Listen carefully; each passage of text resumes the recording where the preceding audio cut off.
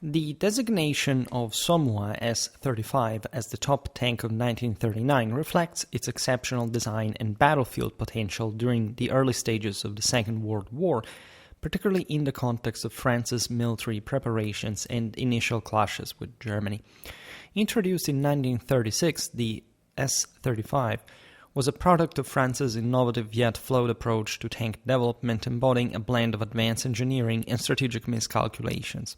As a cavalry tank, it was intended to operate with speed and flexibility, outmatching its German counterparts such as the Panzer II and the early Panzer III in armor, firepower, and mobility. However, its operational effectiveness was undermined by tactical, logistical, and technical limitations, most notably its three-man crew configurations, which placed an unsustainable burden on the tank commander.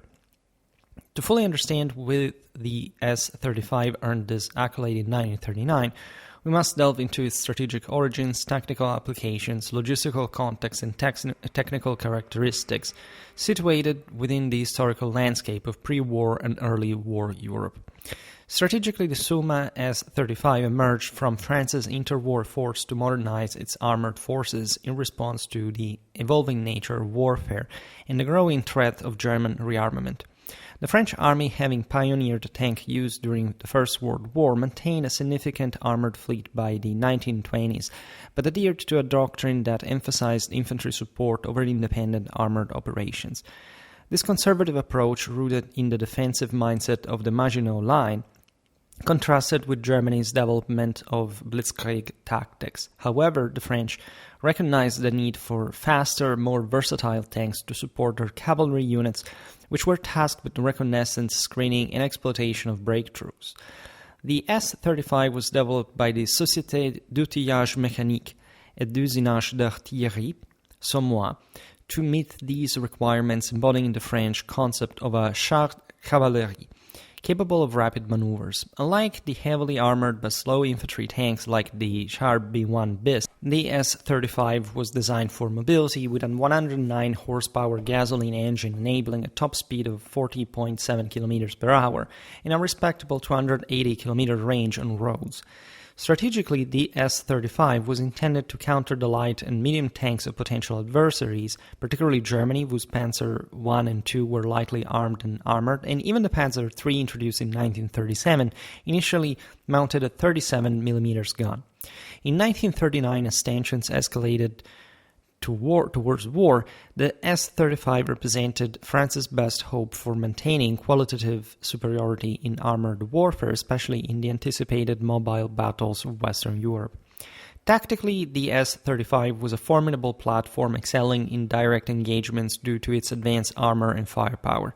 Its 47mm SA-35 cannon was one of the most potent tank guns of its time, capable of penetrating the armor of all German tanks in 1939. For example, the Panzer II's 20mm autocannon and 30mm armor were well inadequate against the S-35, while the Panzer III's 37mm gun struggled to pierce the S-35's 47mm frontal and 45mm lateral armor, particularly at ranges beyond 500 meters.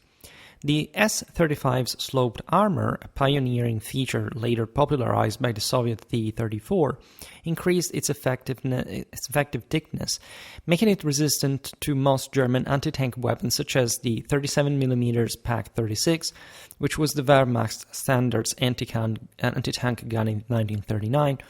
This armor advantage was demonstrated in early 1940 during the Battle of France, particularly in engagements like the Battle of Annut, May 12th to the 14th, 1940, where the S-35s of the French 3rd Light Mechanized Division clashed with German Panzer divisions.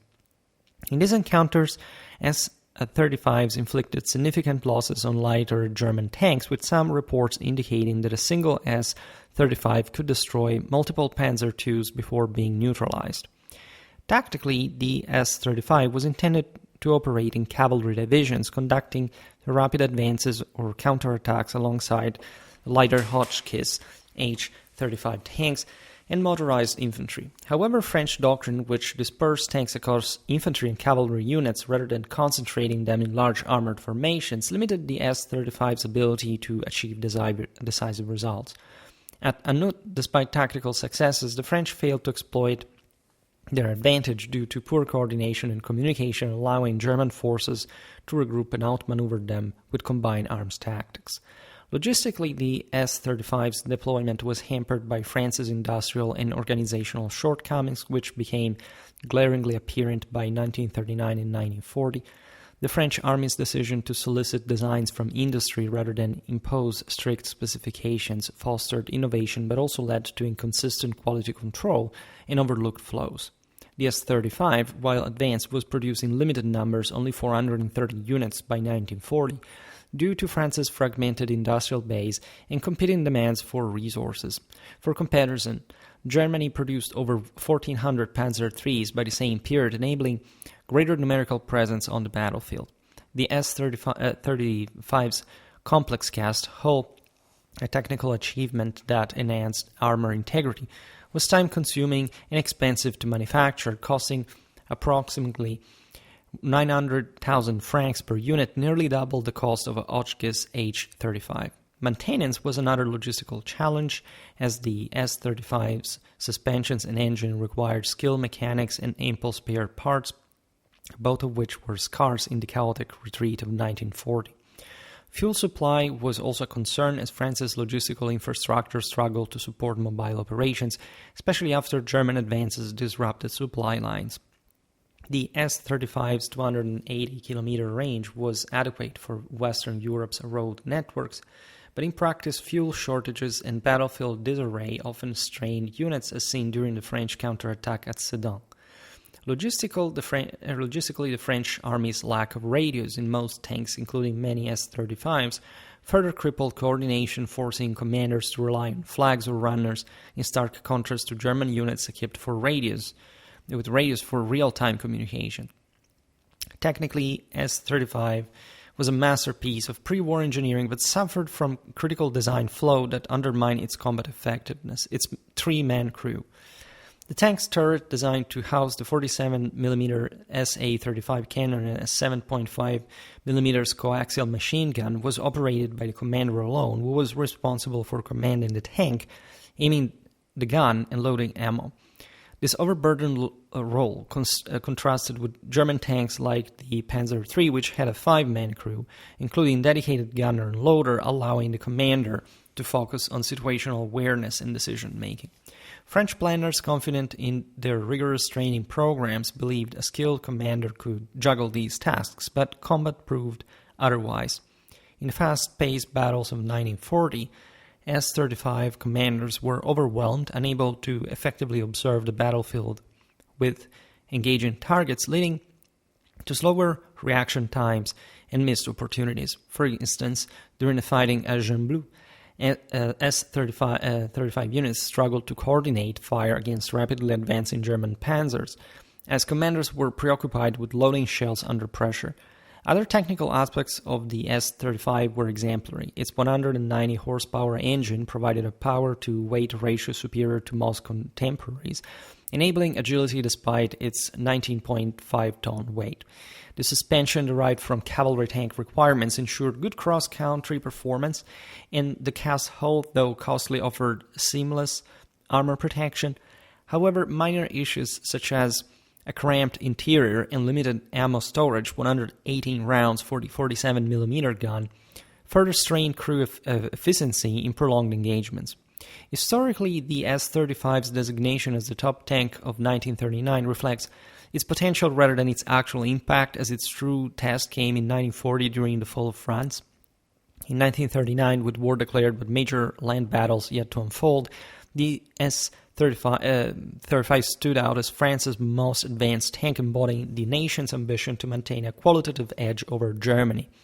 Its performance in early skirmishes, such as the defense of the Saar region, showcased its ability to dominate lighter German tanks, reinforcing its reputation. However, the rapid German invasion in May 1940 exposed the S-35's limitations within the broader context of French military deficiencies. The Battle of France highlighted the mismatch between the S-35's capabilities and France's outdated tactics, which failed to mass tanks for decisive strikes, unlike Germany's concentrated panzer divisions. At Annut and Gembloux, S-35s achieved localized successes, destroying dozens of German tanks, but the lack of strategic cohesion and logistical support allowed Germany to prevail through superior maneuverability and air support. After France's surrender, captured S-35s were used by the Germans, designated Panzer Kampfwagen 35 S-739F, in secondary roles, a testament to their engineering, but also a reminder of their underutilization by French forces. In conclusion, the Somua S35's status as a top tank of 1913 stems from its pioneering design, which combined a powerful 47mm cannon, sloped 47mm frontal armor, and a top speed of 40.7 km per hour, outclassing German tanks like the Panzer II and early Panzer III. Its tactical potential was evident in early 1940 battles, where it proved lethal in direct engagements, but its effectiveness was curtailed by France's dispersed armor doctrine, logistical constraints, and the critical flow of a three-man crew. The S-35's story is one of unfulfilled promise, reflecting France's innovative engineering and the hubris of assuming training could overcome design limitations, set against the backdrop of a nation unprepared for the speed and coordination of blitzkrieg warfare. The designation of the Matilda MK2 as the top rank of 1940 underscores its exceptional protective capabilities and psychological impact on the battlefield during the early years of the Second World War. A period when armored warfare was still evolving and the balance of power between belligerents was precarious. Introduced by the United Kingdom in 1938, the Matilda II, officially known as the infantry tank MK2, was designed to support infantry assaults with unmatched armor and reliable firepower, embodying the British doctrine of slow, heavily protected tanks prioritizing survivability over speed. Its standout performance during the Battle of Arras in May 1940, where it disrupted the advance of Erwin Rommel's 7th Panzer Division, and its dominance against Italian forces in North Africa cemented its reputation as a formidable weapon. However, its tactical limitations, logistical challenges, and tactical constraints, particularly its modest speed and armament, highlight the complexities of its success. To understand why the Matilda II earned this accolade, we must explore its strategic context, tactical contributions, logistical framework, and technical design grounded in the historical realities of 1940. Strategically, the Matilda II was a product of Britain's interwar armored doctrine, which diverged sharply from the German emphasis on fast combined arms operations. Influenced by the static trench warfare of the First World War, British planners prioritized infantry tanks designed to advance alongside foot soldiers, breaking through fortified positions while withstanding heavy enemy fire. The Matilda II, developed by Vickers Armstrongs, was a direct response to his requirement, offering armor far superior to most contemporary tanks. In 1939-40, as Britain faced the growing threat of Nazi Germany, the Matilda was a cornerstone of the British Expeditionary Force, BAF, in France, intended to counter German panzers and support defensive operations. Its 65mm frontal and 60mm lateral armor made it virtually impervious to the standard German 37mm PaK-36 anti-tank gun and the 20mm and 37mm cannons of the Panzer II and early Panzer III, respectively. The strategic focus on protection aligned with Britain's defensive posture in 1940 as the nation braced for a potential German invasion following the fall of France. The Matilda II's deployment in North Africa under Operation Compass further reflected Britain's need to project power against Italy, whose lighter tanks like the M11/39 were ill-equipped to challenge British armor. Strategically, the Matilda II bolstered British morale and demonstrated the value of heavy armor at a time when Allied forces were reeling from German blitzkrieg successes. Tactically, the Matilda II's strength lay in its ability to absorb punishment and deliver steady firepower, making it a psychological and operational shock to adversaries unprepared for its resilience. The Battle of Arras on May 21, 1940, during the German invasion of France, exemplifies this. A British counterattack led by the 4th and 7th Royal Tank Regiments with approximately 74 Matilda I and II tanks targeted Rommel's 7th Panzer Division. Despite being outnumbered, Rommel's forces held a 5-1 manpower advantage and a 3-1 edge in tanks. The Matildas caused chaos. The Matilda II's thick armor deflected German 37mm anti-tank rounds and tank shells, rendering standard anti-tank defenses ineffective. For example, during the engagement, Matilda II's advanced through German lines, destroying lighter Panzer IIs and damaging Panzer IIIs while shrugging off hits that would have crippled other tanks. This triggered panic among German troops, with Rommel himself briefly rattled, believing he faced a far larger force. He estimated 5 divisions. The Matilda's slow speed of 24 km per hour on roads and 13 km per hour off-road, while a tactical liability in fluid battles, was less critical in this deliberate counterattack where the role was punched through fixed positions. Only the improvised use of 88mm flak guns, originally anti-aircraft weapons, in a direct fire role halted the Matildas, as their high-velocity shells could penetrate the tank's armor. In North Africa, during Operation Compass, December 1940, February 1941, the Matilda II's dominance was even more pronounced. At battles like Beda Fom, Matilda II's of the 7th Armored Division overwhelmed Italian M13/40 tanks whose 37mm guns and 30mm armor were no match. The Italian Royal Army, lacking a comparable anti-tank weapon, suffered catastrophic losses, contributing to the collapse of their North African campaign. Tactically, the Matilda II excelled in head-on engagements but struggled in mobile warfare, where its slow speed and limited range constrained its ability to pursue or evade faster opponents. Logistically, the Matilda II benefited from Britain's industrial capacity but faced challenges that limited its broader impact. With a production run of 2,987 units, the Matilda II was manufactured in sufficient numbers to keep British armored units in multiple theaters from France to North Africa.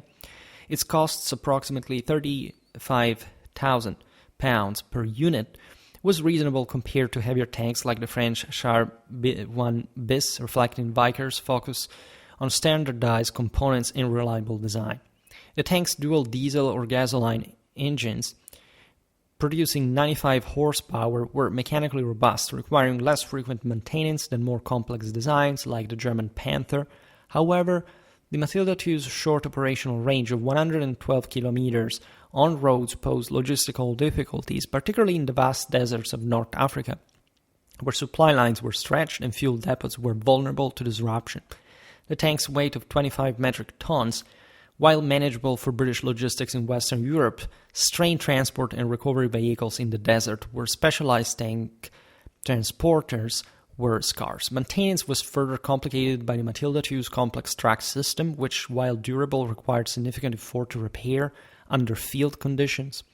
In France, the BF's chaotic retreat in 1940 left many Matildas abandoned due to fuel shortages or minor breakdowns, as recovery units were overwhelmed.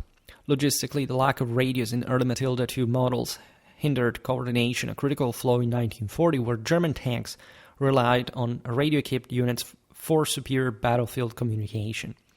These constraints meant that despite its combat prowess, the Matilda II was often underutilized in fast-moving campaigns. Technically, the Matilda II was a triumph of armor design, but was hampered by compromises in mobility and armament. Its 65mm frontal and 60mm lateral armor, among the thickest of any tank in 1940, provided unmatched protection, making it a mobile fortress capable of withstanding hits from virtually all German and Italian anti-tank weapons of the period except the 88mm gun. The cast turret and hull, though expensive to produce, offered seamless armor integrity, reducing weak points. The 40mm QF 2-pounder cannon, while effective against early war tanks like the Panzer II 15mm armor and Panzer III 30mm armor, was adequate but not exceptional, with a penetration capability of around 50mm at 500 meters. This limited its effectiveness against heavier German tanks introduced later, such as the up-armored Panzer IV. The addition of a 7.92 Beza machine gun and a 7.7mm Brand machine gun provided versatility against infantry, but the turret's slow traverse and cramped interior restricted crew efficiency. The Matilda II's dual AAC engines, while reliable, were underpowered for its 25-ton weight, resulting in a sluggish top speed and poor acceleration, which made it vulnerable in open terrain against faster opponents like the Panzer III, 40 km per hour. The suspension, designed for durability, handled rough terrain well, but contributed to the tank's low speed, a deliberate trade-off for its infantry support role. Technical reliability was a strength, but the Matilda II's design, optimized for 1930s threats, became outdated by 1941 as adversaries fielded tanks with larger guns and improved armor. Historically, the Matilda II's prominence in 1940 reflects its critical role in key early war battles and its symbolic importance for a beleaguered Britain. At Arras, the Matilda II's counterattack, though tactically limited, delayed German advances, buying time for the Dunkirk evacuation.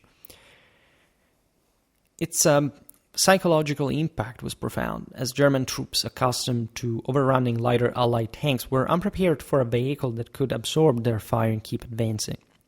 In North Africa, the Matilda II's success during Operation Compass shattered Italian defenses, capturing over 100,000 prisoners and crippling Mussolini's African ambitions.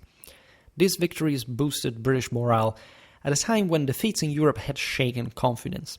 However, the Matilda II's limitations became apparent as the war progressed. By 1941, German upgunning of Panzer IVs and introduction of 50mm anti-tank guns reduced the Matilda's invulnerability, while its slow speed and short range made it less suited to the fluid desert warfare that characterized later North African campaigns.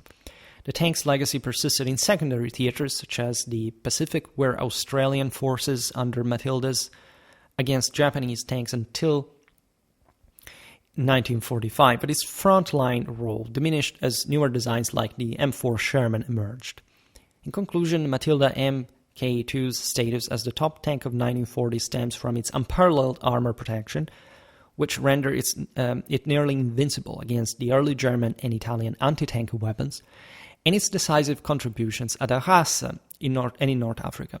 Its tactical dominance in deliberate assault, exemplified by its ability to sow panic among Rommel's forces, underscored its value as infantry tank. However, its slow speed, limited range, and modest 40mm gun, combined with logistical and doctrinal constraints, restricted its adaptability to the evolving demands of mobile warfare. The Matilda II's story is one of a specialized design, excelling in its intended role, but struggling to keep pace with the rapid advancement of armored warfare, reflecting Britain's cautious approach to tank development in the face of Germany's dynamic blitzkrieg tactics. The designation of the T-34 as the top tank of 1941 reflects its revolutionary design and profound impact on the Eastern Front during the opening stages of Operation Barbarossa, the Axis invasion of the Soviet Union. Introduced in 1941, the T-34, developed by the Soviet Union under the leadership of designer Mikhail Koshkin, was a groundbreaking medium tank that combined sloped armor, robust firepower, and exceptional mobility, setting a new standard for armored vehicles. Its combat debut in summer of 1941 shocked German forces, with Field Marshal Paul von Kleist declaring it, quote, the world's finest tank for its ability to outmatch contemporary German panzers. Despite significant mechanical flaws and logistical challenges that led to heavy losses, the T-34's resilience and mass production played a critical role in preventing catastrophic Soviet defeats during the early months of the war. To understand why the T-34 earned this accolade, we must examine its strategic origins, tactical contributions, logistical context, and technical characteristics situated within the historical crucible of 1941. Strategically, the T-34 was conceived as a response to the Soviet Union's need to modernize its armored forces in the late 1930s, amid growing tensions with Nazi Germany and lessons learned from earlier conflicts like the Spanish Civil War and the Winter War with Finland. The Red Army, which had relied on light tanks like the T-26 and BT series, recognized the limitations of these thinly armored vehicles against modern anti-tank weapons. The T-34 was developed to replace these obsolescent designs, embodying the Soviet doctrine of deep battle, which emphasized rapid long-range armored operations to disrupt enemy rear areas. The T-34's role as a long-range action tank aligned with this vision, requiring a balance of firepower, protection, and mobility to exploit breakthroughs and strike deep targets like artillery positions or supply depots. In 1941, as Germany launched Operation Barbarossa, the T-34 was still in the early stages of the deployment with only about 1,200 units available by June. However, its strategic importance was immediately apparent as it provided the Red Army with a qualitative edge against German tanks like the Panzer III, armed with a 37mm or early 50mm gun, and Panzer IV, initially equipped with a short-barreled 75mm gun. The T-34's introduction forced Germany to accelerate development of new tanks such as the Panther and upgun existing models, underscoring its influence on the armored arms race. Strategically, the T-34's ability to be produced in vast numbers, eventually reaching 84,070 units, aligned with the Soviet Union's industrial strategy of overwhelming adversaries through quantity, a critical factor as the Red Army faced massive losses in 1941. Tactically, the T-34 was a game-changer, leveraging its advanced design to disrupt German advancements and inflict significant casualties. Its 76.2mm F3-4 cannon was among the most powerful tank guns of 1941, capable of penetrating the 30 to 50mm armor of Panzer IIIs and IVs at ranges up to 1,000 meters, while German 37mm and early 50mm guns struggled to defeat the T-34's 47mm sloped frontal armor, which offered an effective thickness of over 90mm. This armor, inspired by earlier Soviet experiment and refined in the T-34, deflected most German anti-tank rounds, including those from the 37mm Pak-36, rendering standard Wehrmacht anti-tank defenses ineffective. During early engagements such as the Battle of Brody, June 23-30, 1941, T-34s of the Soviet 4th Mechanized Corps clashed with German Panzer divisions, destroying dozens of lighter tanks like the Panzer II and damaging heavier models. In one reported instance near Dubna, a single T-34 held off an entire German column, absorbing multiple hits while destroying several vehicles before being overwhelmed. The T-34's speed of 53 km per hour on roads and robust Christie suspensions allowed it to maneuver effectively across Eastern France's varied terrain, from Ukraine's steppes to Belarus's forests, enabling rapid counterattacks or withdrawals. Tactically, the T-34 was intended to operate in large formations supported by infantry and artillery, but the chaos of 1941 often saw it deployed in fragmented units due to poor Soviet command and control. Despite these challenges, its durability and firepower enabled isolated T-34s to delay German advances, buying time for Soviet forces to regroup. In defensive battles like the defense of Moscow in late 1941, T-34s were critical in holding key positions, with their ability to withstand hits boosting crew morale and intimidating German troops unaccustomed to facing such resilient armor. Logistically, the T-34's success was tempered by significant challenges, particularly its mechanical unreliability and the Red Army's strained supply and maintenance systems in 1941.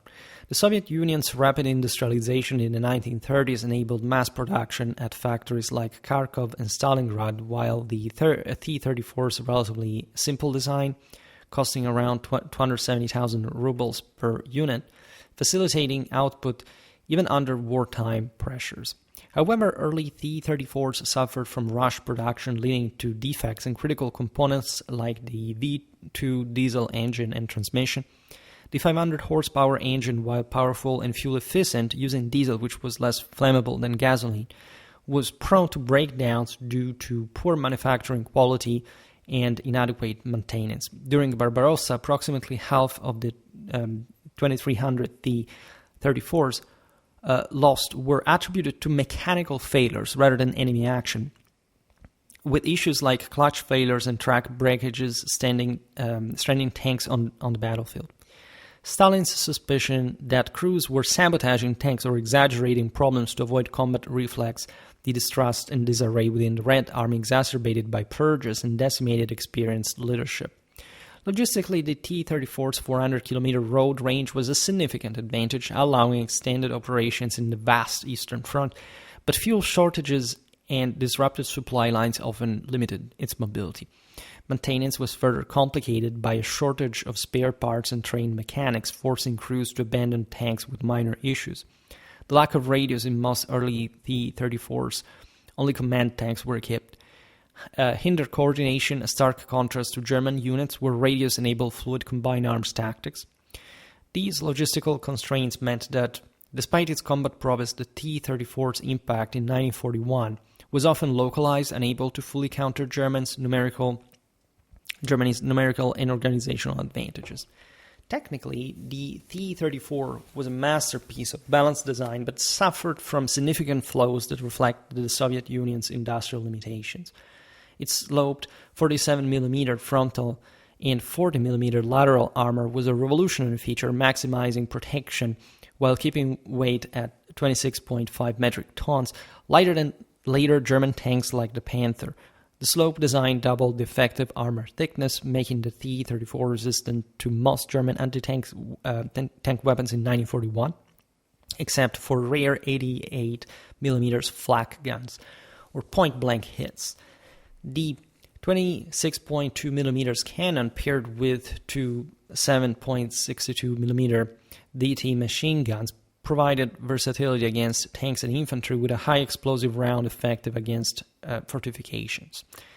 The Christie suspension, adapted from American designs, gave the T-34 excellent cross-country performance, allowing it to navigate mud and snow better than German tanks with their narrower tracks. However, early T-34s were plagued by technical issues. The transmission was fragile, requiring frequent repairs, and a two-man turret forced the commander to double as gunners, lowering reaction times compared to German tanks with dedicated gunners. The optics, while functional, were inferior to the German Zeiss sights, reducing accuracy at long range. Crew ergonomics were poor with cramped interiors and limited visibility, compounded by low-quality periscopes. Production quality varied, with some tanks leaving factories with misaligned armor plates or incomplete welds, reflecting the Soviet focus on quantity over refinement. These technical shortcomings, while addressed in later variants like the T-34/85, diminished the tank's effectiveness in 1941, particularly when crews lacked the training to mitigate them. Historically, the T-34's emergence in 1941 marked a turning point in armored warfare, reshaping German perceptions of Soviet capabilities and influencing tank design worldwide.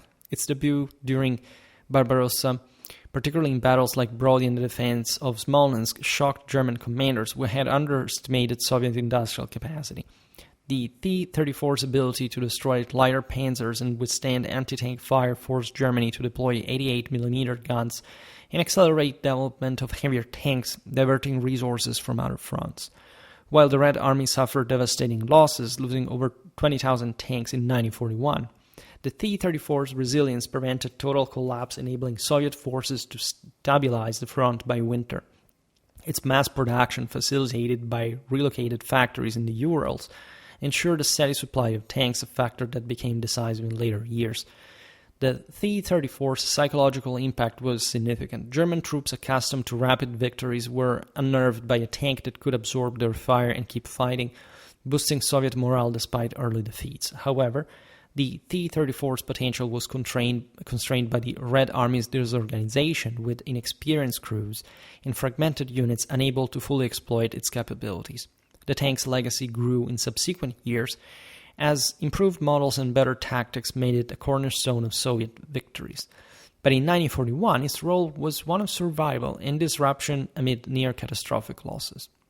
In conclusion, the T-34's status as a top tank of 1941 stems from its revolutionary combination of sloped armor, a powerful 76.2mm cannon, a high mobility, which outclassed German tanks and reshaped armored warfare. Its tactical resilience, demonstrated in early engagements, and its mass production potential were critical in staving off Soviet collapse during Barbarossa. However, mechanical unreliability, logistical disarray, and technical flaws limited its immediate impact, reflecting the Soviet Union's struggle to harness its industrial might under the pressure of invasion. The T-34 story in 1941 is one of a flawed yet transformative weapon embodying the Red Army's resilience in setting the stage for its eventual triumph in the war's later years. The designation of the M4 Sherman as the top tank of 1942 reflects its pivotal role in shifting the tide of the Second World War, particularly in the North African theater, where its reliability, versatility, and sheer numbers provided Allied forces with a critical advantage. Introduced by the United States in 1942, the Sherman was a medium tank designed to meet the demands of global conflict, balancing firepower, protection, and mobility while prioritizing ease of production and maintenance. Its standout performance during the Second Battle of El Alamein, where it equipped British forces under General Bernard Montgomery, underscored its battlefield effectiveness against German Panzer III and IV tanks. However, its success was tempered by tactical missteps, logistical challenges, and technical limitations that became apparent as the war progressed. To understand why the M4 Sherman earned this accolade, we must explore its strategic origins, tactical contributions, logistical framework, and technical design, situated within the historical context of 1942, a year when the Allies began to assert their industrial and military might.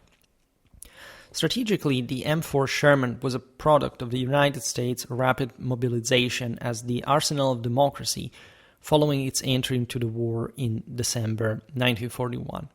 With Britain and the Soviet Union under pressure from Axis advances, the US aimed to supply its allies with a versatile mass-producible tank to counter German and Italian armored forces.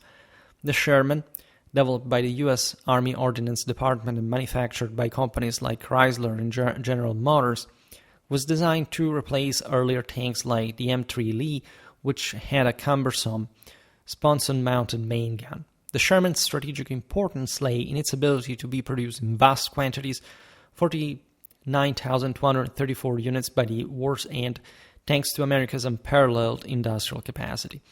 In 1942, as the Allies prioritized the North African campaign to secure the Mediterranean and protect vital supply routes like the Suez Canal, the Sherman was supplied to British forces under Lend-Lease, equipping units like the 8th Army for the decisive Second Battle of El Alamein, October to November 1942. The Sherman's 75mm M3 cannon and 93mm frontal armor made it a match for the German Panzer III, 50mm gun, 50mm armor, and early Panzer IV's short-barreled 75mm gun, 50mm armor, while its reliability ensured it could operate in the harsh desert environment. Strategically, the Sherman's introduction marked a turning point, enabling the Allies to leverage numerical superiority and industrial output to counter Germany's qualitative edge, a factor that would define the war's later years. Tactically, the M4 Sherman excelled as a versatile platform capable of engaging enemy tanks, supporting infantry, and exploiting breakthroughs, though its full potential was not always realized due to conservative Allied tactics. At El Alamein, 252 Shermans distributed across 3 British armored brigades, notably the 9th Armored Brigade, played a central role in Montgomery's offensive against Rommel's Afrika Korps. The Sherman's 75mm cannon, with a high explosive round of effective against infantry and fortifications, an armor-piercing round capable of penetrating Panzer III and IV armor at ranges up to 800 meters, gave British forces a significant advantage. For example, during the battle's opening phases, the Shermans of the 1st Armored Division engaged German tanks and anti-tank guns, destroying dozens of Panzer IIIs and forcing Rommel to commit reserves prematurely. The Sherman's 40 km per hour road speed and reliable suspension allowed it to maneuver across the desert's rocky terrain, supporting infantry advances and outflanking German positions.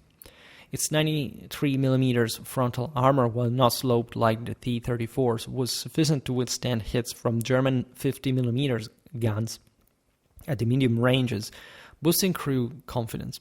However, Montgomery's preference for methodical infantry and artillery-driven offensives limited the Sherman's role in rapid pursuits or independent armored thrusts, as seen in his reluctance to exploit breakthroughs immediately after El Alamein.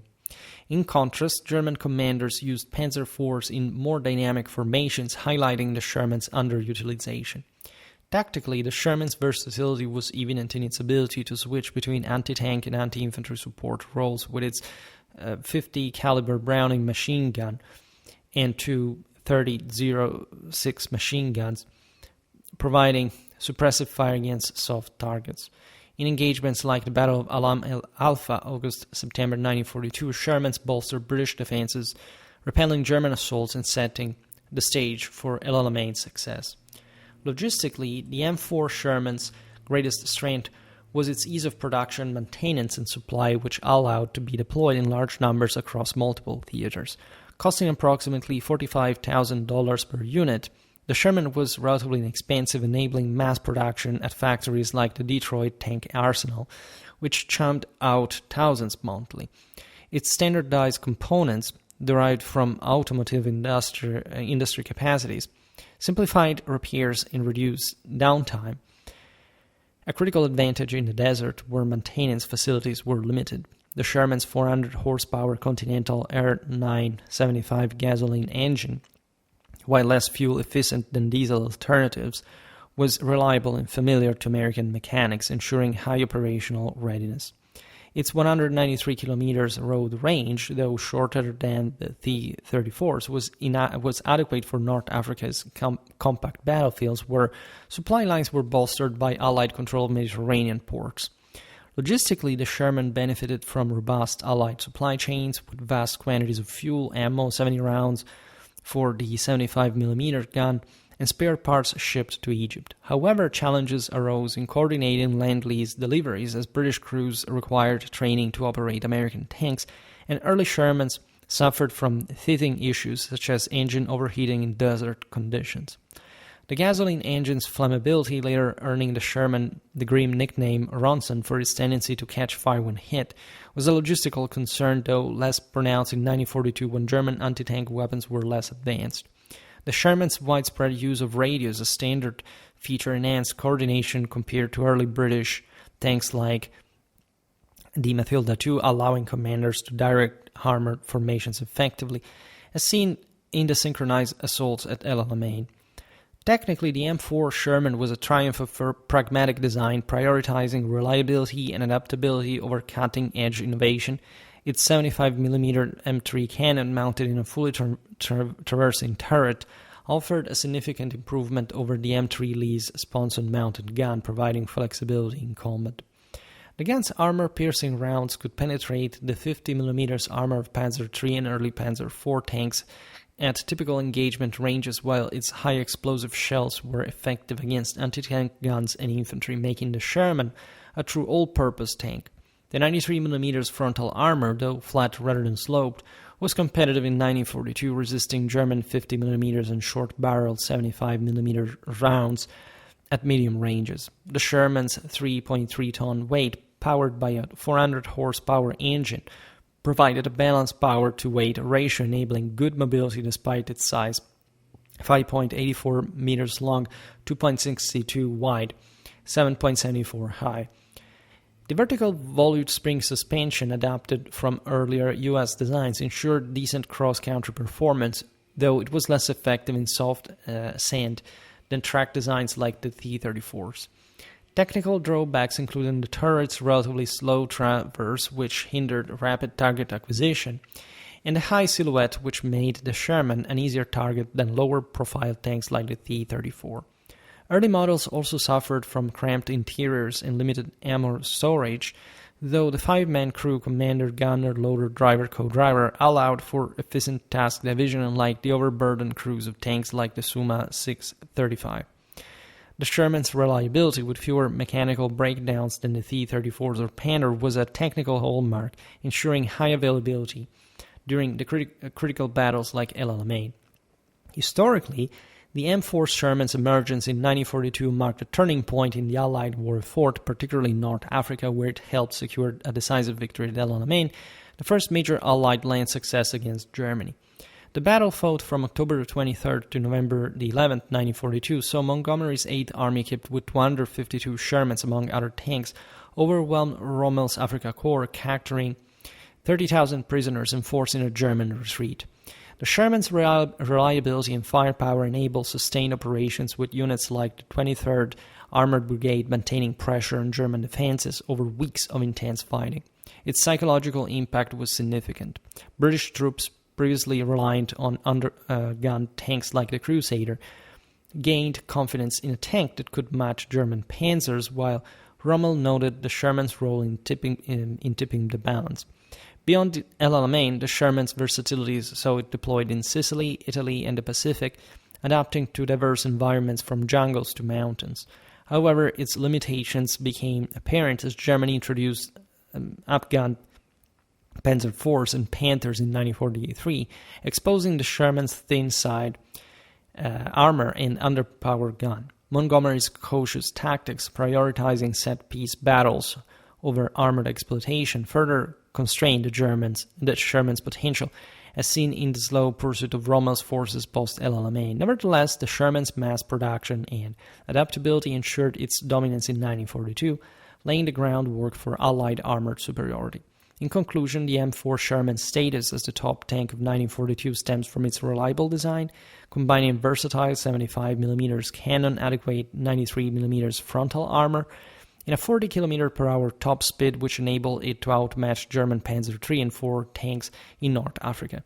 Its tactical contributions at El Alamein, bolstered by unmatched Allied industrial output and logistical support, secured a critical victory while its simplicity ensured widespread deployment. However, conservative tactics, technical limitations, and emerging German threats highlighted its vulnerabilities, reflecting the challenges of maintaining superiority in a rapidly evolving war. The Sherman's story in 1942 is one of industrial triumph and battlefield pragmatism, embodying the Allies' growing strength and setting the stage for future successes. The designation of the Panzerkampfwagen 5 Panther as the top tank of 1943 reflects its remarkable synthesis of firepower, protection, and mobility, which position it as a formidable weapon during a pivotal year of the Second World War.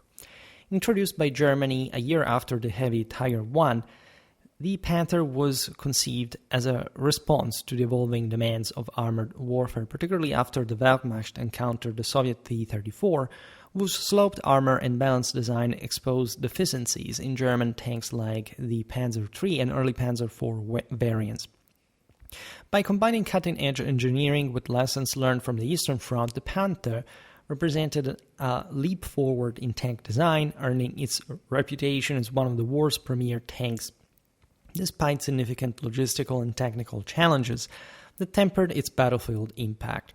To understand why the Panther earned this accolade, we must explore its strategic origins, tactical applications, logistical constraints, and technical attributes grounded in the historical context of 1943. Strategically, the Panther was born out of Germany's urgent need to counter the Soviet Union's armored superiority following the shock of Operation Barbarossa in 1941. The T-34, with its sloped 45mm frontal armor and 76.2mm gun, had proved resistant to most German anti-tank weapons, while its mobility allowed Soviet forces to exploit breakthroughs in the vast Eastern Front. German tank designs such as the Panzer III with its 50mm gun struggled to penetrate the T-34's armor, and the Panzer IV, though upgunned over time, was initially outclassed. The Wehrmacht's High Command, led by figures like Heinz Guderian, recognized that a new medium tank was essential to restore qualitative parity. The Panther was thus designed to combine the firepower and protection of a heavy tank with the mobility of a medium one, aligning with Germany's Blitzkrieg doctrine of rapid combined arms offensives.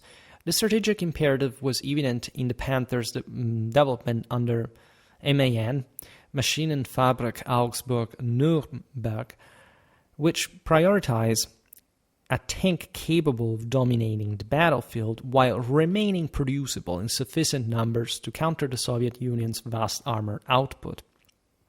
The Panther's introduction in 1943 coincided with Germany's shift to a more defensive posture after Stalingrad, as the Wehrmacht prepared for major offensives like Operation Citadel at Kursk, where the tank was expected to spearhead breakthroughs against entrenched Soviet defenses. Tactically, the Panther was engineered to excel in both offensive and defensive roles, leveraging its superior firepowers and armor. Its 7.5 centimeters KWK 42L/70 cannon was a standout feature, offering exceptional muzzle velocity and armor-piercing capability.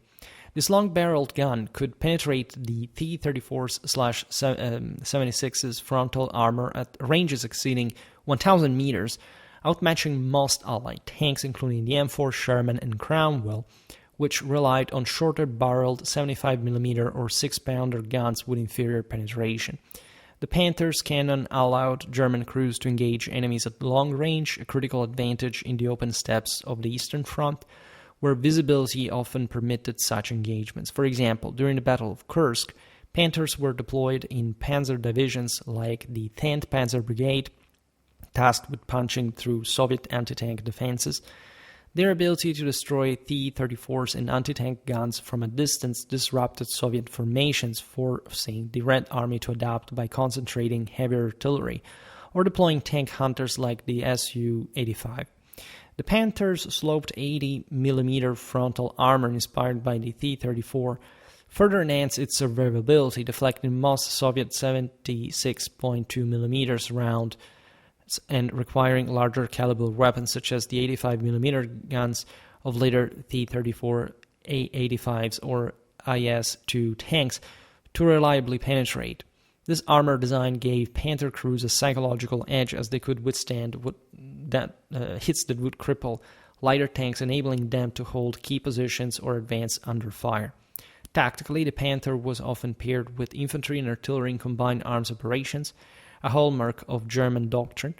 At Kursk, Panthers operated alongside Panzer IVs and Diggers, with the former providing support against infantry and the latter tackling heavily fortified positions, while the Panther's speed up to 55 km per hour on roads allowed it to exploit bridges or reposition quickly to counter Soviet counterattacks. However, the Panther's tactical effectiveness was undermined by significant logistical and technical challenges, particularly during its rush debut at Kursk. Germany's war economy in 1943 was strained by Allied bombing, resource shortages, and the demands of multiple fronts. The Panther's complex design, incorporating advanced features like interleaved road wheels for better weight distribution and a sophisticated transmission, required high-quality materials and skilled labor, both of which were in short supply. The Maybach HL230P30 engine, shared with the Tiger I, delivered 690 horsepower but was prone to overhauling and mechanical failure under the Panther's 44.8-ton weight, especially in the muddy and uneven terrain of the Eastern Front. During Kursk, many Panthers broke down due to engine fires, transmission failures, or suspension issues, with some units reporting over 50% of their tanks non-operational before engaging the enemy. For instance, Panzer Regiment 39, equipped with Panthers, lost 43 of its 200 tanks to mechanical issues in the first days of the offensive, severely limiting its combat strength. Logistically, the Panther's maintenance demands strained German field repair units, which lacked spare parts and trained mechanics to service the new tank. Its 250 road range, while adequate, was reduced in combat conditions, and Germany's dwindling fuel supplies further restricted its operational flexibility. The Panther's high production cost, approximately 176,000 Reichsmark per unit compared to 117,000 for a Panzer IV, also meant fewer could be built, with only 6,000 produced compared to over 49,000 M4 Shermans by the war's end. These logistical constraints forced German commanders to deploy Panthers selectively, often in elite units like the Großdeutschland Division, rather than as a widespread replacement for older tanks. Technically, the Panther was a marvel of engineering, but also a victim of its own ambition. Its sloped armor, ranging from 80 mm at the front to 40 mm on the sides, maximized protection while keeping weight lower than the 56-ton Tiger I. This design increased effective armor thickness, making the Panther resistant to most Allied anti-tank guns, such as the American 75mm or British 6-pounder, except close range or with specialized ammo like APCR, that is to say armor-piercing composite rigid. The interleaved wheel system, while improving traction and ride quality on rough terrain, was notoriously difficult to repair, as replacing a single damaged wheel required removing multiple others, a time-consuming process under battlefield conditions. The Panther's fire control system, including a high-quality Zeiss ZF-12 gun sight, gave gunners a significant advantage in accuracy, but early models suffered from rush production, leading issues like faulty wells or misaligned turrets. These technical flaws were exacerbated by Germany's decision to deploy the Panther before it was fully tested, a decision driven by the desperate need to counter Soviet armor advances. Over time, later variants like the Panther AUS-FG addressed some issues such as improving the engine's reliability and simplifying the turret design, but the tank never fully overcame its mechanical teething problems during the war. Historically, the Panther's impact at Kursk and beyond underscores its dual nature as both a revolutionary design and a flawed weapon. At Kursk, the largest tank battle in history, the Panther was introduced to lead Germany's offensive to pinch off the Soviet salient. Despite its mechanical troubles, surviving Panthers inflicted heavy losses on Soviet armor, with some accounts reporting single Panther destroying multiple T-34s in a single engagement. However, the battle's outcome and decisive Soviet victory highlighted the Panther's limitations, as Germany's inability to sustain its armored spearheads allowed the Red Army to counterattack with numerically superior forces. The Panther's reputation grew in subsequent engagements, such as the definitive battles of 1944, where its long-range firepower and armor made it a feared opponent in ambushes or holding actions as seen in battles around Kharkiv. Yet its strategic impact was limited by Germany's broader industrial and logistical decline, which prevented the Panther from being fielded in sufficient numbers or supported adequately to alter the war's trajectory. In conclusion, the Panther's status as a top tank of 1943 stems from its groundbreaking combination of a high-velocity 7.5 centimeters cannon, sloped armor, and respectable mobility, which set a new standard for medium tanks and influenced post-war designs like the French AMX-50 and Soviet T-55. Its tactical prowess, demonstrated in engagements where it outgunned and outlasted opponents, made it a cornerstone of German armored forces. However, rush deployment, mechanical and logistical burdens compounded by Germany's resources shortages prevented it from achieving its full potential. The Panther's story is one of brilliance marred by the realities of war, embodying both the Wehrmacht's innovative spirit and the constraints of an overstretched war machine in 1943. The designation of the Panzerkampfwagen 6 AUS-FB, commonly known as the Tiger II or King Tiger, as the top tank of 1944, underscores its unparalleled firepower and formidable armor, which made it a terrifying presence on the battlefields of the Second World War during a critical phase of Germany's defensive campaigns. Introduced in 1944, the Tiger II was Germany's attempt to counter the growing numerical and qualitative superiority of Allied tanks such as the Soviet T-34/85 and IS-2, and the American M4 Sherman, as the Wehrmacht faced mounting pressure on both the eastern and western fronts. Its debut in Normandy on July 11, 1944, sent shockwaves through Allied forces who struggled to find an effective counter until the arrival of the M26 Pershing in 1945.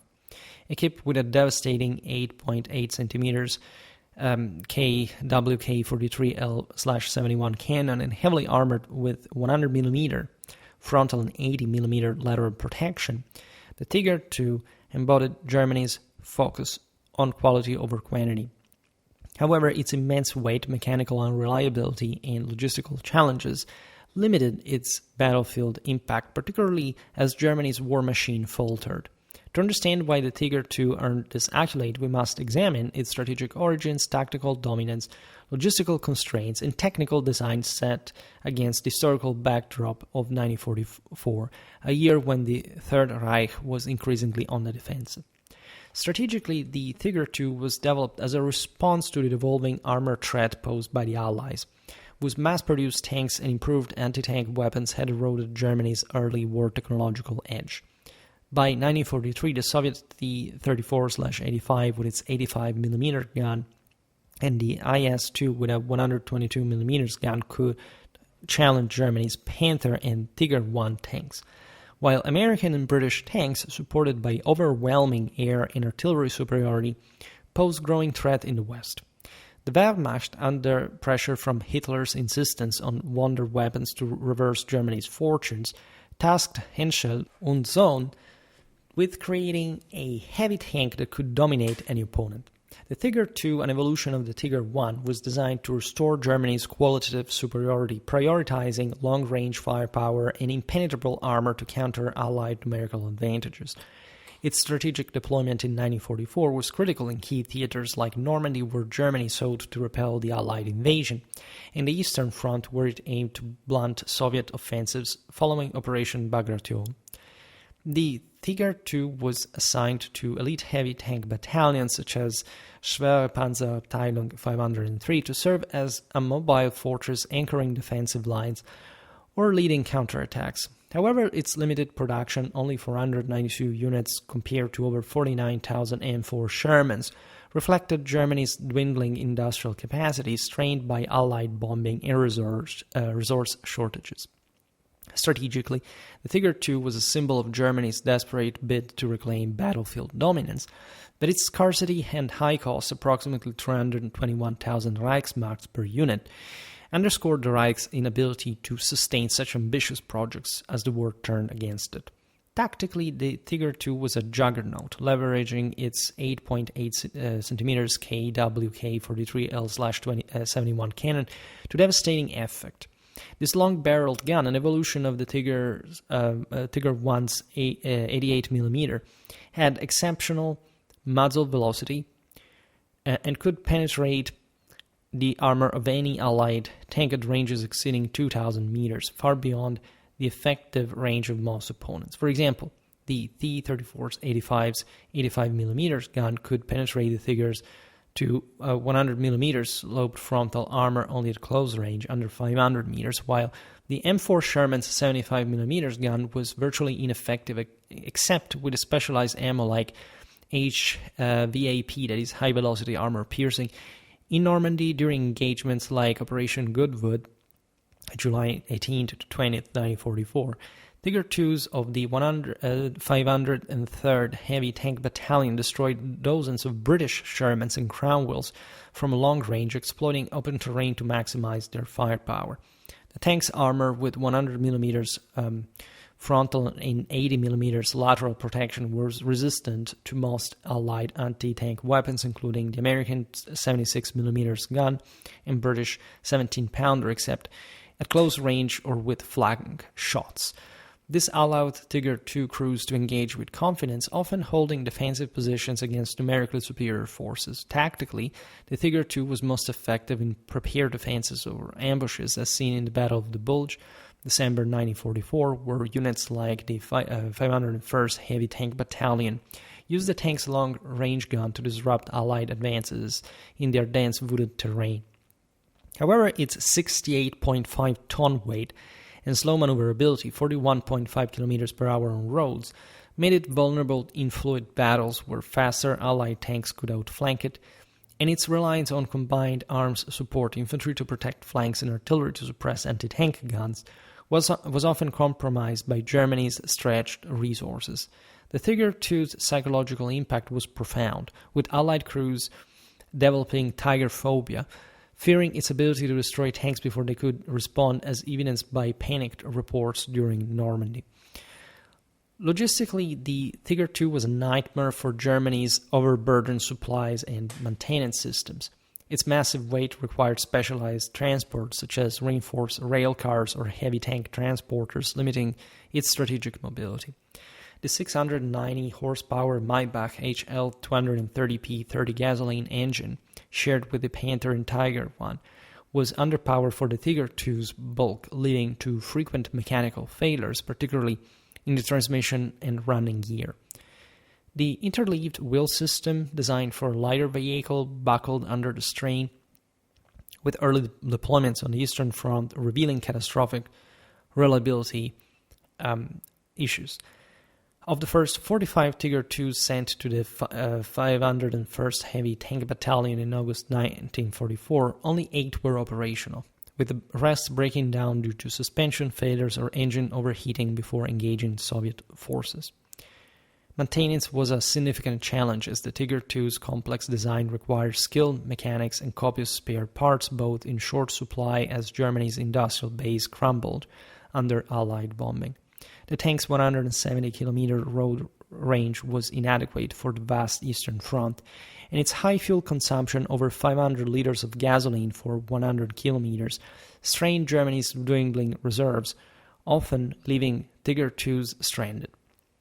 Logistically, the Tiger II's limited production and deployment in small elite units meant it could not be fielded in sufficient numbers to alter the strategic balance, unlike mass-produced M4 Sherman or T-34. In Normandy, for instance, only a handful of Tiger IIs were operational at any given time, forcing German commanders to rely on lighter Panthers and Panzer force for most engagements. The tank's logistical demands underscored Germany's broader industrial decline as factories struggled to produce enough units or spares to sustain prolonged operations. Technically, the Tiger II was a marvel of engineering, but also a victim of overambition.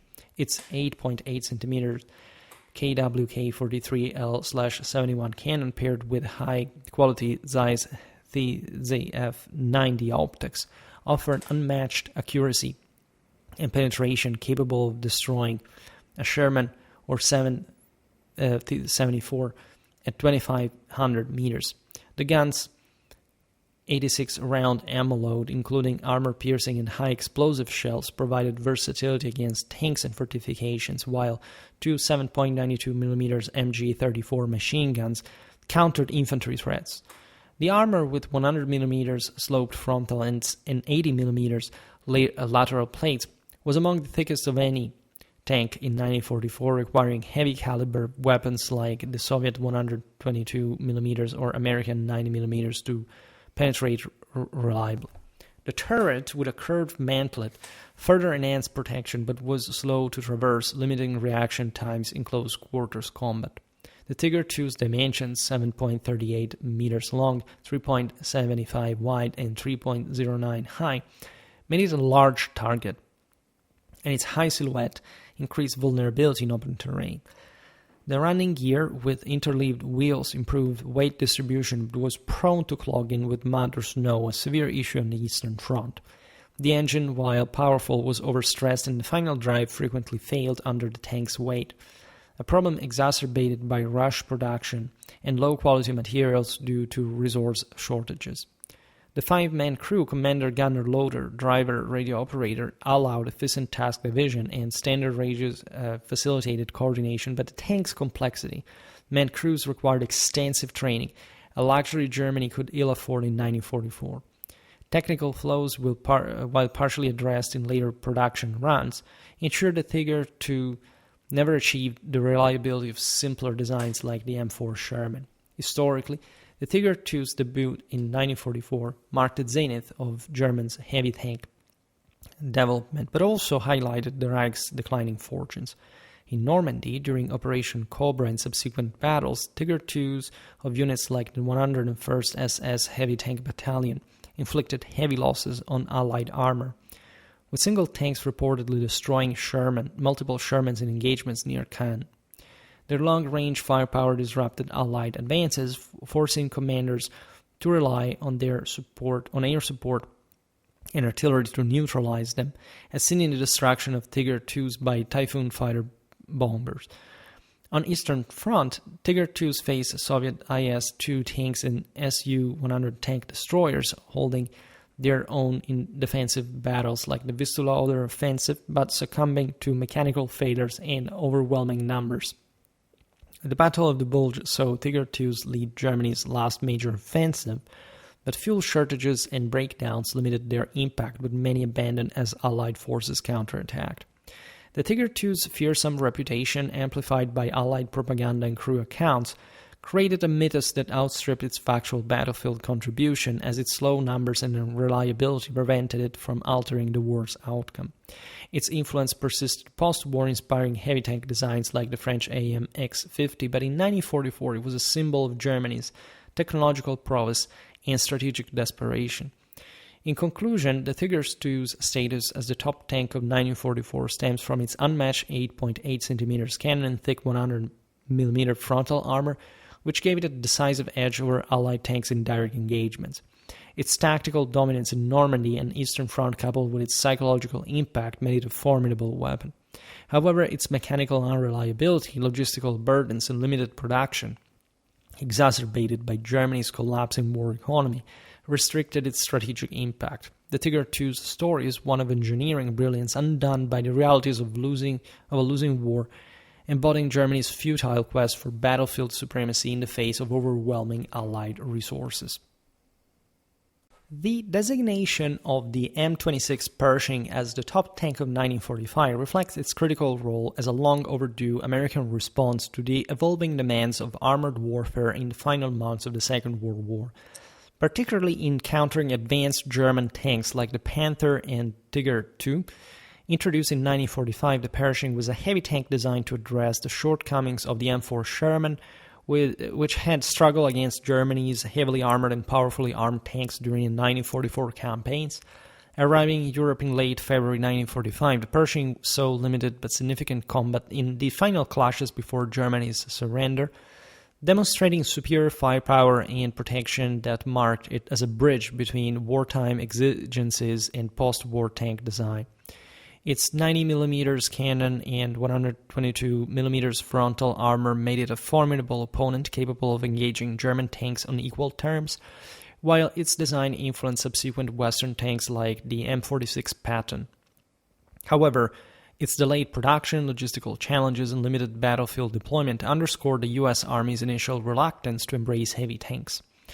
To understand why the M26 Pershing earned this accolade, we must explore its strategic origins, tactical contributions, logistical context, and technical characteristics set against the historical backdrop of 1945, a year when the Allies were closing in on victory in Europe. Strategically, the M26 Pershing was born out of a contentious debate within the U.S. Army over the need for a heavy tank reflecting a broader strategic philosophy that prioritized mobility and mass production over specialized, heavily armored vehicles. Throughout much of the war, the U.S. relied on the M4 Sherman, which was effective against earlier German tanks like the Panzer III and IV, but increasingly outclassed by the Panther and Tiger series introduced in 1943-44. The U.S. Army's armored forces, led by figures like General George S. Patton, emphasized the Sherman's reliability, ease of production, and suitability for combined arms operations supported by tank destroyers like the M10 and M36 for anti-tank roles. This doctrine, rooted in the belief that speed and numerical superiority trumped heavy armor, delayed the development of a heavier tank, despite early prototypes like the T-20 series in 1942. The turning point came during the Ardennes offensive, December 1944, January 1945, where approximately 400 German Panthers and Tiger IIs decimated Sherman-equipped units, exposing the 75mm and 76mm guns' inability to penetrate their thick armor at combat ranges. The Pershing, developed by the Ordnance Department and named after General John J. Pershing, was rushed into production to address this gap, with the first units shipped to Europe in January 1945 under the Zebra mission to equip the 3rd and 9th Armored Divisions.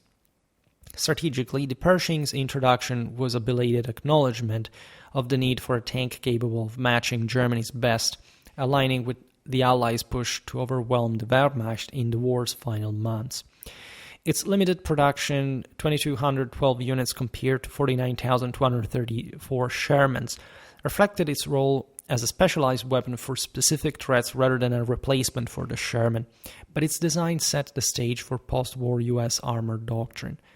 Tactically, the M26 Pershing was a formidable platform offering firepower and protection that allowed it to engage German tanks on equal terms for the first time.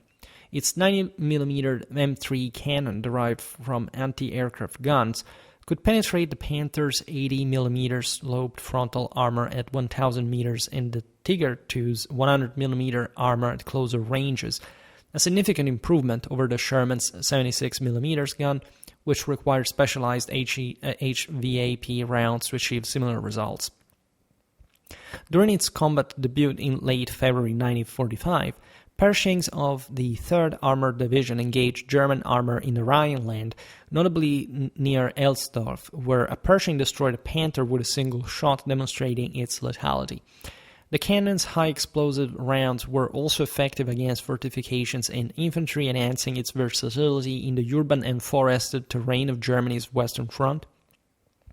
The Pershing's 122mm frontal and 76mm lateral armor provided superior protection, capable of withstanding hits from German 75mm and 88mm gun at medium ranges, a critical advantage in defensive stands or head-on engagements. For example, during the Battle of the Remagen Bridgehead, March 1945, Pershings supported U.S. advances across the Rhine, shrugging off German anti-tank fire that would have crippled Shermans.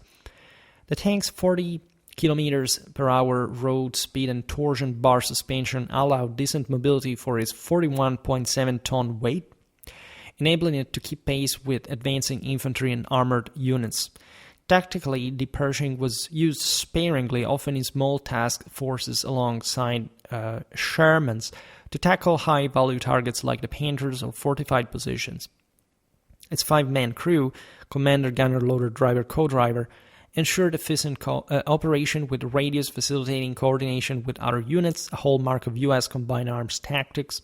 However, its later arrival in small numbers, only 20 Pershings, saw combat in Europe, limited its tactical impact, serving more as a proof concept than a decisive factor in Germany's defeat. Logistically, the Pershing faced significant challenges due to its delayed development and the complexities of integrating new tank into an established supply chain during the war's final months. Costing approximately $83,000 per unit, the Pershing was nearly twice as expensive as the Sherman, reflecting its advanced design and heavier armor. Its 450 horsepower 4 GAA gasoline engine, while powerful, was underpowered for the tank's weight, leading to higher fuel consumption and reduced reliability compared to the Sherman's battle test engine. The 160 kilometers road range was adequate for Western Europe's compact battlefields, but strained U.S. logistics, as fuel and spare parts for the Pershing were not as readily available as for the Sherman. The tank's torsion bar suspension at first forced U.S. tanks improved the ride quality, but required specialized maintenance, and field repair units lacked the tools and training to service Pershings effectively. Transporting the 41.7-ton tank was another logistical hurdle, as standard U.S. tank transporters and bridges struggled to accommodate its weight, showing deployment during the rapid Allied advance into Germany. The Pershing's limited production meant only a fraction of U.S. armored units received it, with most crews continuing to rely on Shermans. Logistically, the Zebra mission prioritized rapid fielding over thorough testing, resulting in teething issues like transmission failures, though these were less severe than those of German heavy tanks like the Tiger II.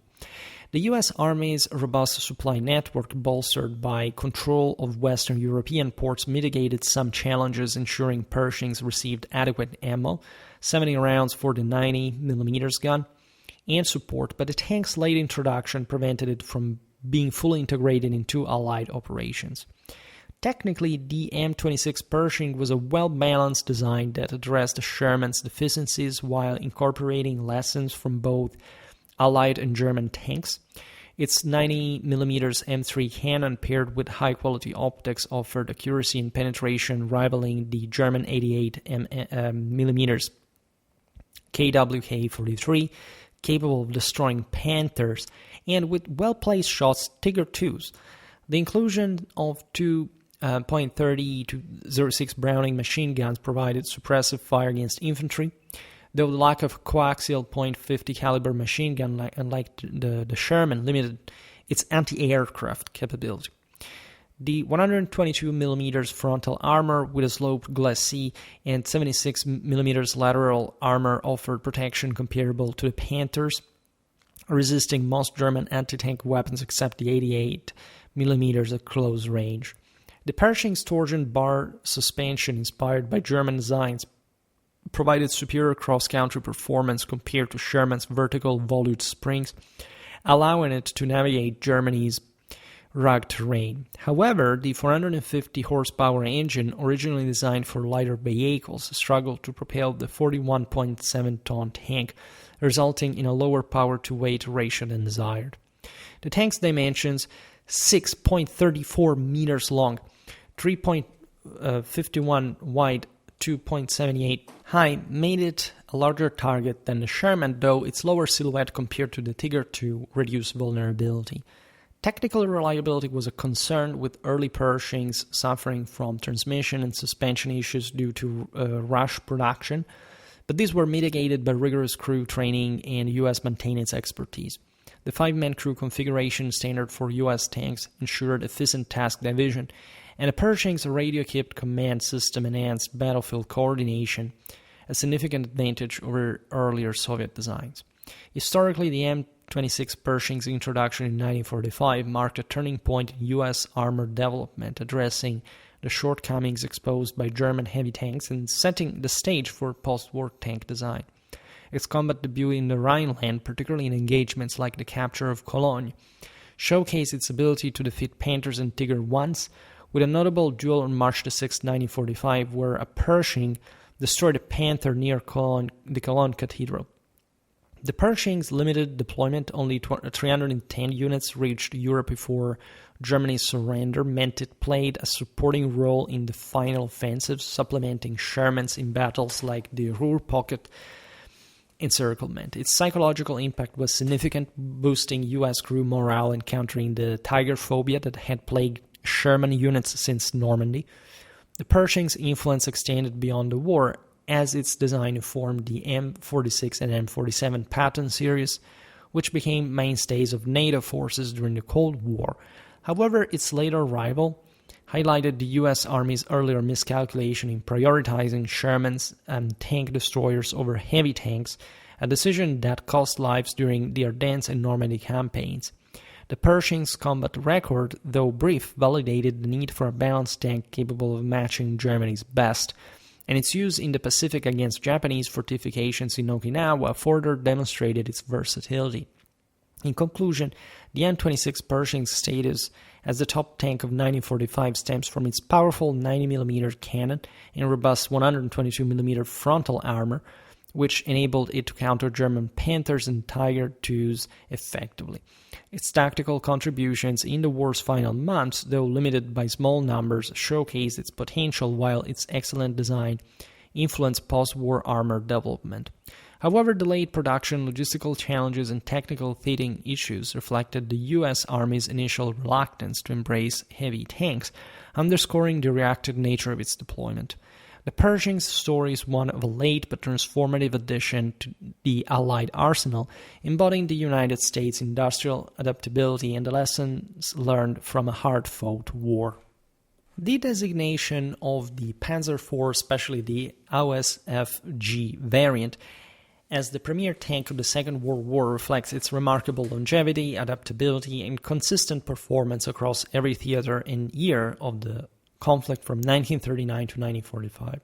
Introduced by Germany in 1939, the Panzer IV was initially conceived as a support tank but evolved into a versatile workhorse that served as the backbone of the Wehrmacht's armored forces.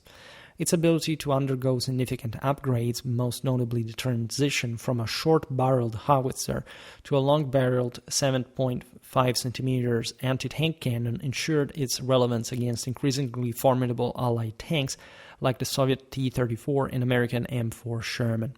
With 80mm frontal armor, a reliable 296 horsepower engine, and a production run of 8,569 units across all variants, the Panzer IV balanced firepower, protection, and mobility while benefiting from the strategic vision of Heinz Guderian, one of the war's most brilliant tank commanders.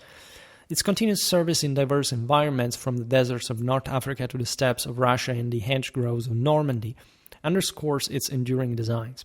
However, its success was tempered by logistical constraints, tactical challenges, and technical limitations as the war progressed. To understand why the Panzer IV AUSFG earned this accolade, we must explore its strategic origins, tactical versatility, logistical framework, and technical evolution set against the historical arc of the Second World War. Strategically, the Panzer IV was a cornerstone of Germany's Blitzkrieg doctrine, which emphasized rapid combined arms operations to achieve decisive victories. Developed in the mid-1930s by Krupp under the influence of Guderian, who advocated for versatile radio-equipped tanks to execute maneuver warfare, the Panzer IV was initially designed to support infantry and engage fortifications with its short-barreled 7.5 cm KWK-37L/24 howitzer. Paired with the Panzer III, which focused on anti-tank roles, the Panzer IV provided the Wehrmacht with a balanced armored force during the invasions of Poland in 1939 and France in 1940, where it faced lighter opponents like the French Somua S35 and British Matilda MK2. The tank's strategic importance grew after 1941, when the Soviet T-34 sloped armor and 76.2 mm gun exposed the Panzer III's limitations. The Panzer IV's chassis provide adaptable, allowing upgrades with a long-barreled 7.5 cm KWK-40L/43 in the IUSFG variant introduced in 1942 to counter the T-34 and later Allied tanks. This adaptability ensured the Panzer IV remained Germany's primary medium tank, serving in every theater: Western Europe, North Africa, the Eastern Front, and Italy, while being the only tank produced throughout the war in the West, unlike the Panther and Tiger, which produced bottlenecks. Strategically, the Panzer IV's moderate cost, approximately 103,000 Reichsmark, and relatively simple design enabled Germany to field it in significant numbers, even as Allied bombing and resource shortages crippled production of heavier tanks. Guderian's influence, emphasizing speed, communication, combined arms tactics, shaped the Panzer IV's role in panzer divisions, where it operated alongside infantry, artillery, and air support to maximize its impact, as seen in early victories like the Battle of Sedan in 1940 and the initial stages of Operation Barbarossa in 1941. Tactically, the Panzer OSFG was a versatile platform capable of engaging a wide range of targets thanks to its upgraded 7.5 cm KWK-40L/43 cannon, which offers superior penetration compared to earlier variants. This gun could defeat the T-34's 47mm frontal armor at 1,000 meters and the M4 Sherman's 93mm armor at closer ranges, making the Panzer IV a formidable opponent in 1942-1943. During the Battle of Kursk, July 1943, Panzer IVs of divisions like the 2nd SS Panzer Corps played a critical role, destroying Soviet tanks and anti-tank guns while supporting heavier Tigers and Panthers. The tank's two 7.92mm MG-34 machine guns provided effective defense against infantry, enhancing its utility in combined arms operations. Its 80mm frontal armor, upgraded from the 30mm of early variants, offered decent protection against Allied 75mm and 76mm guns at medium ranges, though its thin 60mm side and rear armor remained vulnerable to flanking attacks. The Panzer IV's 38 km/h road speed and 200 km range allowed it to keep pace with Germany's mobile tactics, as seen in North Africa during Rommel's campaigns in 1941-42. Where Panzer IVs outmaneuvered British Crusaders and Matildas in open desert terrain. Tactically, the Panzer IV excelled in both offensive and defensive roles, often forming the core of panzer regiments, while heavier tanks like the Tiger II handled specialized tasks. For example, in Normandy in 1944, Panzer IVs of the 21st Panzer Division countered Allied landings, engaging Shermans and Churchills in hedgerow fighting, where their reliability and firepower compensated for Germany's numerical inferiority. However, the tank's effectiveness waned as Allied air superiority and anti-air tank weapons like the British 17-pounder targeted its vulnerabilities, and its four-man crew, commander, gunner, loader, driver/radio operator occasionally struggle under the strain of prolonged engagements, especially when facing massed Allied armor. Logistically, the Panzer IV's success was underpinned by its relative simplicity and widespread production, though Germany's declining war economy posed increasing challenges. Producers by Krupp, Nibelungenwerk, and VMAG, the Panzer IV benefited from standardized components and a robust supply chain in the war's early years, allowing rapid deployment across multiple fronts. Its 296 horsepower Maybach HL 120 TRM engine was reliable and widely used, simplifying maintenance compared to the complex engines of the Panther or Tiger II. The tank's 200 kilometers road range was adequate for Western Europe and North Africa, though less suited for Eastern France. Vast distances where fuel shortages often stranded units. Costing less than half as much as a Tiger II, the Panzer IV was a practical choice for Germany's overstretched industry, with 8,569 units built across all variants, far outnumbering the 492 Tiger IIs or 6,000 Panthers. However, by 1943-44, Allied bombing disrupted production, and shortages of high-quality steel and skilled labor led to declining build quality, with some IOSFG models suffering from weaker welds or thinner armor than specified. Maintenance became a signifying issue as spare parts dwindled, and field repair units struggled to keep Panzer IVs operational under constant Allied pressure. In the Battle of the Bulge, December 1944, for instance, many Panzer IVs were lost to mechanical failures or fuel shortages rather than combat, reflecting Germany's logistical collapse. The tank's widespread use of radios, a legacy of Guderian's emphasis on communication, remained a logistical strength, enabling coordinated maneuvers even in late-war defensive battles. But the Wehrmacht's inability to replace losses limited the Panzer IV's impact as the war neared its end. Technically, the Panzer IV IOSFG represented the culmination of a design that evolved to meet the war's escalating demands. The 7.5 centimeters KWK-40L/43 cannon introduced in 1942 was a major upgrade from the original short-barreled L/24 howitzer, offering penetration comparable to the T-34's 26.2mm gun and superior to the Sherman's 75mm M3. The gun's high explosive rounds were effective against infantry and fortifications, while armor-piercing rounds could engage most Allied tanks, though it struggled against the sloped armor of later T-34/85s or the heavy frontal plates of the IS-2. The Panzer IV's 80mm frontal armor achieved through bolted-on plates in the IOSFG provided reasonable protection, but its thin 60mm side and the rear armor made it vulnerable to anti-tank guns like the Soviet 85mm or American 76mm. The tank's 25-ton weight, powered by a 296 horsepower engine, offered a balanced power-to-weight ratio, and its leaf spring suspension ensured decent cross-country performance, though it was less advanced than the T-34's Christie system.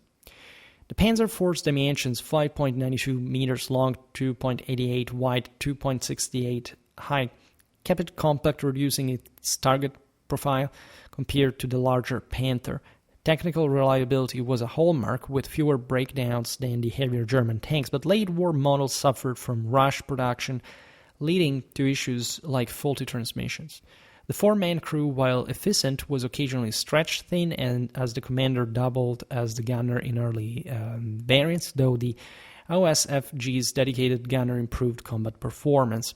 High-quality Zeiss optics and standard radios enhanced accuracy and coordination, giving the Panzer IV an edge in crew proficiency over many Allied tanks. Historically, the Panzer IV's status as the premier tank of the Second World War is rooted in its unmatched endurance and adaptability, serving from the war's opening shots in Poland to the final battles in Berlin. In 1939-1940, early Panzer IV supported Germany's Blitzkrieg triumphs, destroying lighter Allied tanks and fortifications in France and Low Countries. The IOSFG's introduction in 1942 revitalized the design, enabling it to counter the T-34 during the Eastern Front's brutal campaigns, such as the Third Battle of Kharkiv in 1943, where the Panzer force of the 1st SS Panzer Division reclaimed ground from Soviet forces. In North Africa, Panzer force with long-barreled guns challenged British Matildas and Shermans, prolonging Rommel's resistance until El Alamein. In Normandy and the Ardennes, Panzer force remained a mainstay, engaging Allied armor in desperate defensive battles despite overwhelming odds. The tank's continuous upgrades, armor reinforcements, gun improvements, and the addition of side skirts, Schürzen, to counter anti-tank rifles demonstrated its design's flexibility, a testament to Guderian's foresight in advocating for a scalable platform. However, the Panzer Force effectiveness waned as Allied numerical superiority, air dominance, and advanced anti-tank weapons like the Soviet Su-100 overwhelmed German forces. Its legacy endured in post-war designs, influencing tanks like the French AMX-13, which adopted similar balance principles. In conclusion, the Panzer IV AOSFG's status as the premier tank of the Second World War stems from its enduring design, which evolved from a support vehicle to a potent anti-tank platform with a long-barreled 7.5 cm cannon and 80 mm frontal armor. Its tactical versatility, logistical practicality, and continuous service across all theaters, guided by Guderian's strategic vision, made it indispensable to the Wehrmacht. However, its thin side armor, Germany's declining industrial capacity, and the Allies' overwhelming resources limited its late war impact. The Panzer IV's story is one of resilience and adaptability, embodying Germany's armor prowess while highlighting the challenges of sustaining a war machine against an increasingly dominant Allied coalition.